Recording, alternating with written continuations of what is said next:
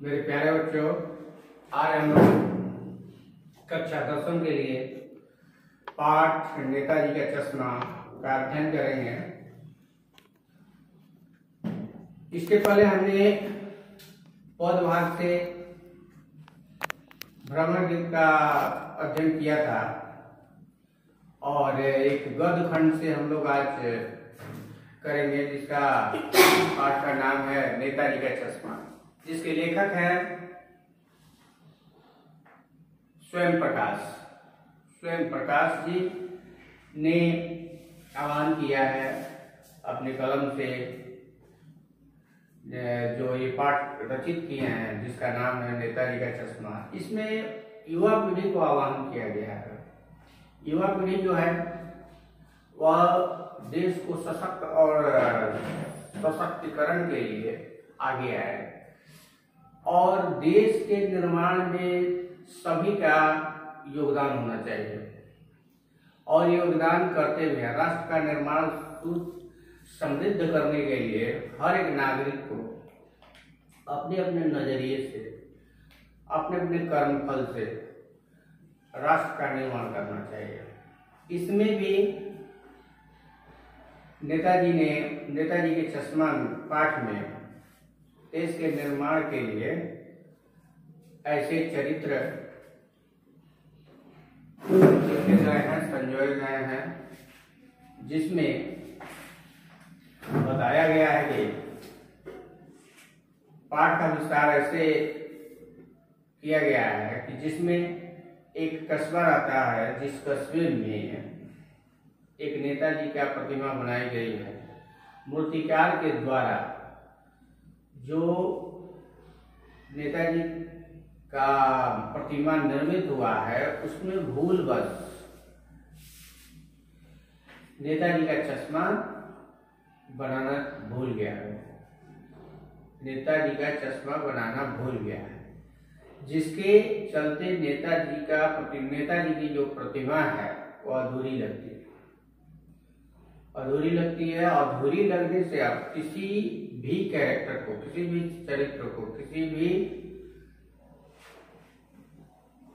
भी चरित्र को, अगर आप उसके समृद्धिकरण के लिए, अगर आप उसमें किसी भी प्रकार की भिन्नता रखते हैं तो अधूरा सा लगता है। अर्थात नेताजी राष्ट्र के प्रतीक, राष्ट्र को समर्पित। अब यहाँ दो अर्थ निकलता है। एक, नेताजी का जो प्रतिमा लेखक के द्वारा बनाई गई है, लिखी गई है और वह मूर्तिकार के द्वारा बनाया गया है, और दूसरी तरफ है कि नेताजी के भूलवश जो मूर्तिकार से उनका चश्मा बनाना वह भूल जाता है, और जिस कारणवश वह नेताजी अधूरे से लगते हैं, उसी प्रकार देश के कोने कोने को समृद्ध करने के लिए हम वचनबद्ध हैं, युवा पीढ़ी वचनबद्ध है। एक एक नागरिक का कर्तव्य बनता है कि देश के निर्माण के लिए अपने अपने तरीके से अपना बलिदान करें, सहयोग करें, कुर्बानी दें और अपना पथ निर्माण करें, ताकि देश का निर्माण समृद्ध हो। इसमें यही अधूरा सा एक कोना दिखाया गया है। तो राष्ट्र के निर्माण में एक अधूरा सा कोना जो था वह हमारी गुलामी थी,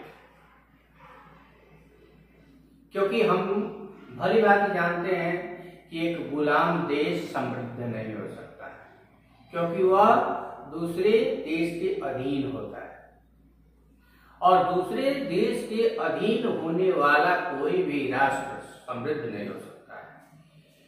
तो इसमें सुभाष चंद्र बोस की उपयोगिता है।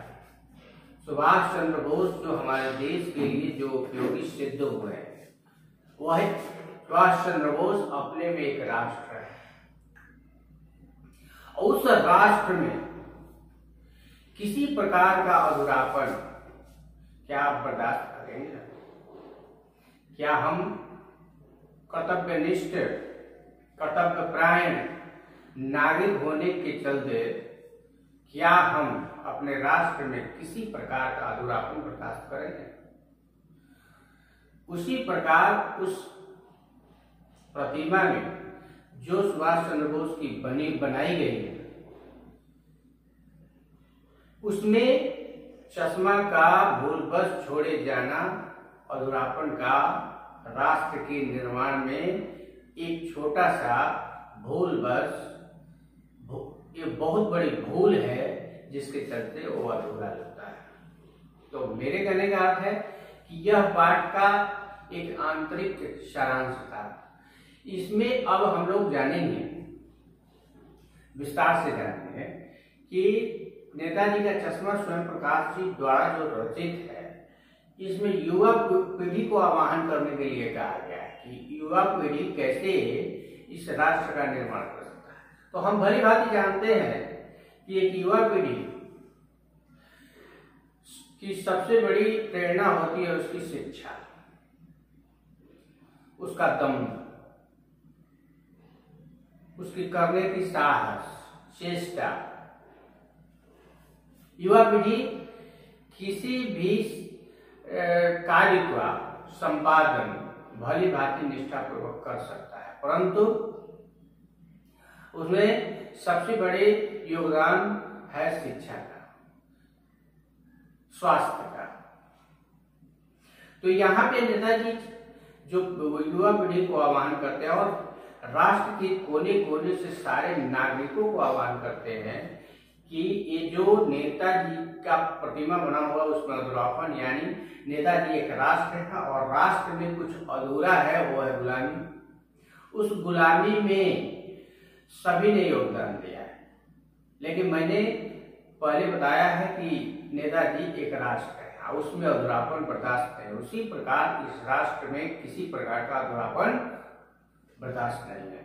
तो हम लोग इसमें विस्तार से यही चर्चा करेंगे कि इस कहानी में लेखक जो नेताजी के चश्मा को भूलवश मूर्तिकार के द्वारा छोड़े जाने की बात कही है और उसमें अलग अलग चरित्र निर्माण के लिए अलग अलग नजरिए से उस नेताजी के चश्मा को, नेताजी के प्रतिमा को संवारने का, सजाने का प्रयास किया गया है, उसको विस्तार से हम जानेंगे। इसमें एक हवलदार साहब का चरित्र है।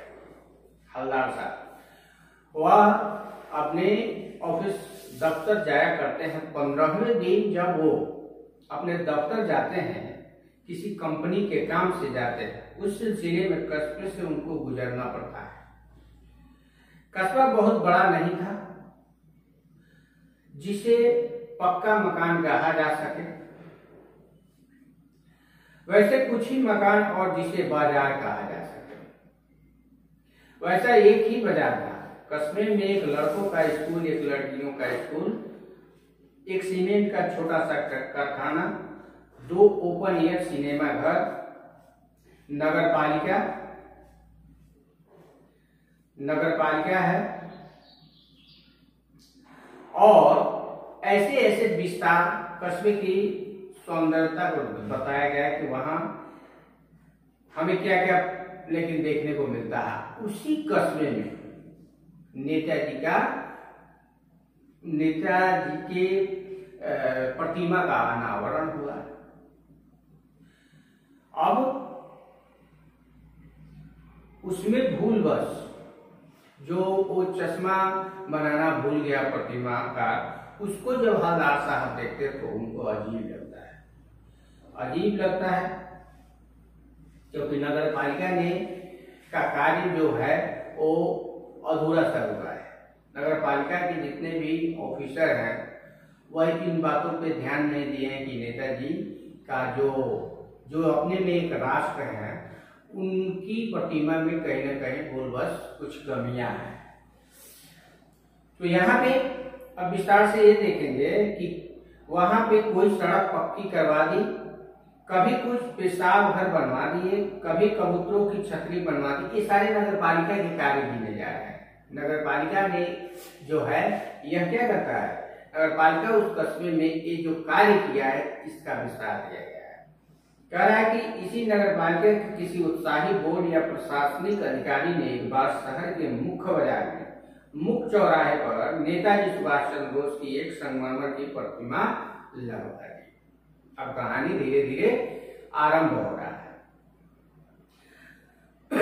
लगवा दी। यह कहानी उसी प्रतिमा के बारे में बल्कि उसमें उसके भी एक छोटे से हिस्से के बारे में।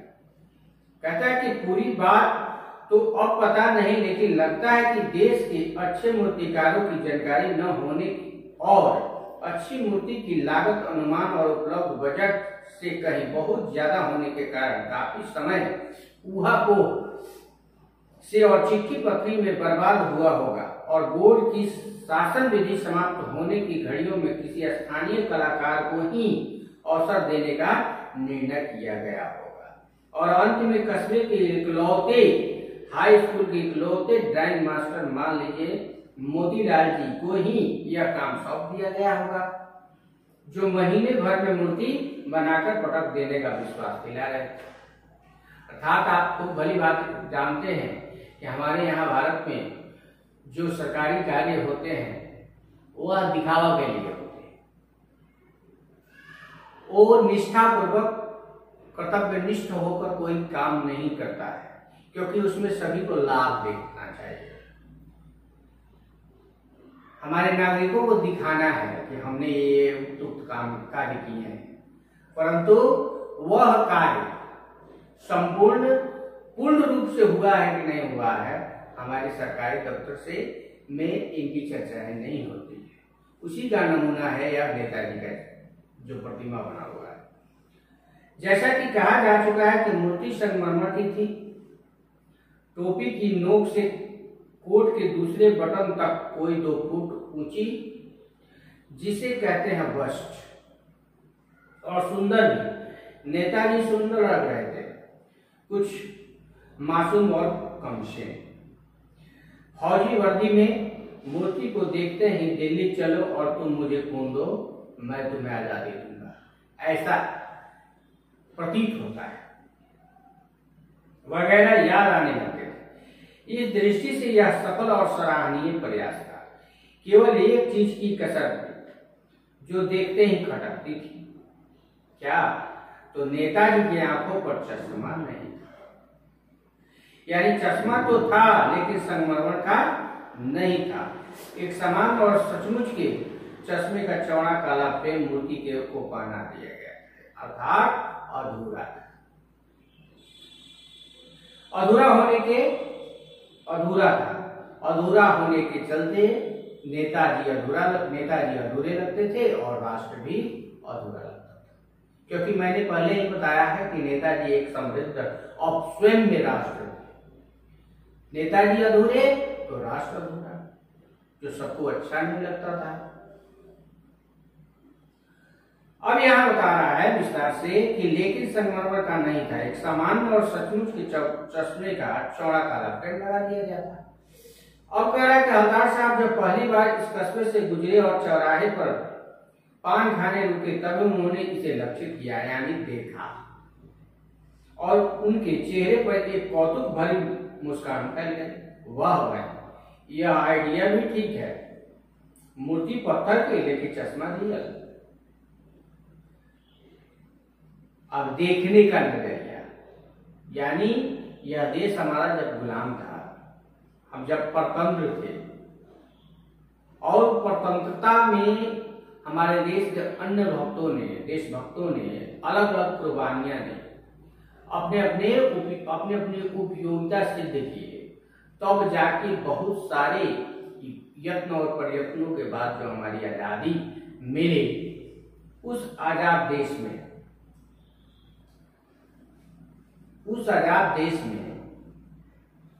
ये जो अधूरापन सा दिखता है, तो ये हवलदार साहब व्यंग करते हैं कि मूर्ति पत्थर की लेकिन चश्मा दिया, एक व्यंग है। जीप कस्बा छोड़कर आगे बढ़ गई, तब भी हवलदार साहब इसी मूर्ति के बारे में सोचते रहे और अंत में इस निष्कर्ष पर पहुंचे कि कुल मिलाकर कस्बे के नागरिकों का यह प्रयास सराहनीय ही कहा जाना चाहिए। महत्व मूर्ति के रंग रूप या कद का नहीं, उस भावना का है, वरना तो देशभक्ति भी आजकल मजाक की चीज होती जा रही है। मैंने पहले ही कहा था कि युवा पीढ़ी को आह्वान किया गया है, क्योंकि युवा पीढ़ी ही सशक्त राष्ट्र का निर्माण कर सकता है। और लेखक का भी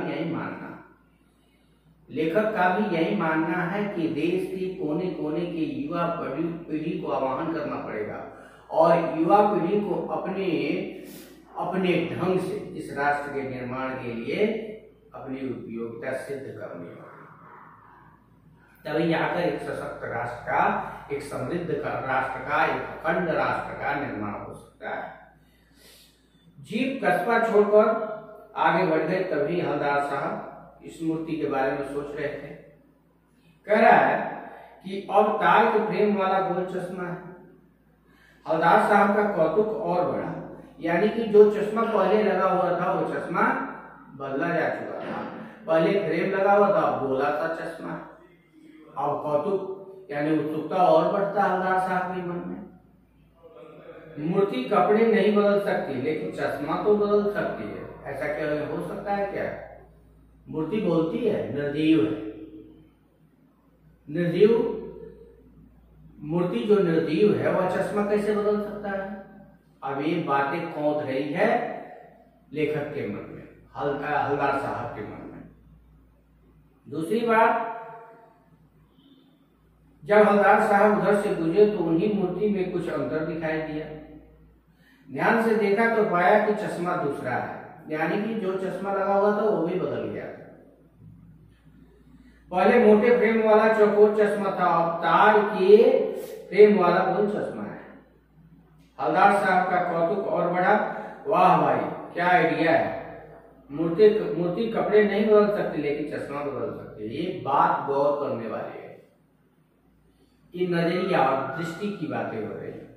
लेखक के द्वारा दृष्टि की बातें की जा रही है। ये लेखक का इशारा हम जब परतंत्र थे वहां जा रहा है कि हम परतंत्र थे तो हम दूसरे के अधीन थे, हम उसके इशारे पे हमारी दैनिक जीवन चलते थे, यानी हम दूसरे के इशारों से चलते थे। अब यहां दृष्टि क्या है कि इस आजादी को